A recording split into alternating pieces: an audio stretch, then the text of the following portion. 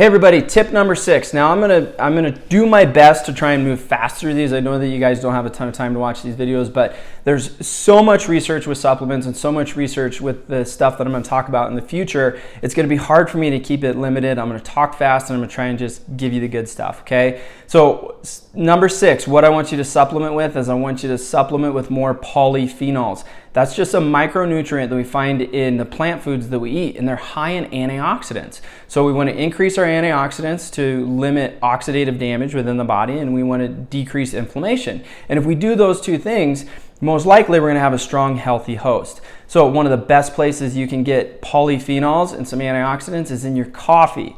So I'm giving you permission to indulge in your coffee, but here are the rules. Only 1 to 3 cups a day, so it's something that you need in moderation. There is a stimulant to affect a coffee, so we want to be drinking it before noon, not after. We don't want it keeping us awake. We don't want to be exposing our coffee beans to moisture, so don't put it in the freezer or the fridge. And always buy organic coffee. Coffee is one of the most highly sprayed crops, so let's make sure that it's organic, okay? Now, if you follow those criteria, coffee could actually really benefit you.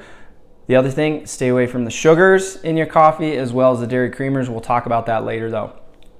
The other thing that we can be consuming where we get these polyphenols is dark chocolate, not milk chocolate, not white chocolate, dark chocolate, 80 to 85% cacao content. But here's the thing, you gotta make sure that it's not processed with alkali. You gotta make sure that there's no soy in it, so no soy lecithin and no added sugar. Luckily, most health food stores do have brands that meet that criteria. Natural Grocer has 2, Theos as well as Alter Eco, okay?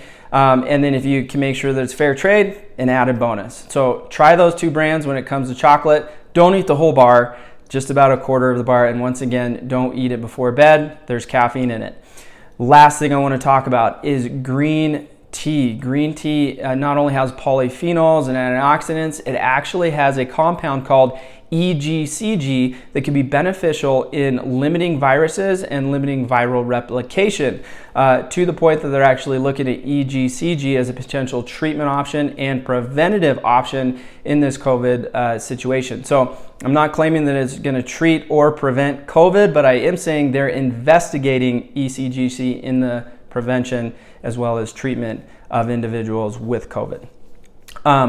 ecgc, how it works is it actually downregulates something called ACE2. That is exactly what this virus and other viruses are binding to, and how it actually gets in to the cell, into the body, into the tissues, and then it's going to replicate. So ecgc could actually prevent the entry and replication of viruses. Not only that, it can actually prevent inflammasomes, which when we're looking at this current situation, it could have implications in actually decreasing the risk of the cytokine storm. So I recommend eating foods with ecgc in it. Green tea is the best source, but you can also get it in your berries as well as certain nuts.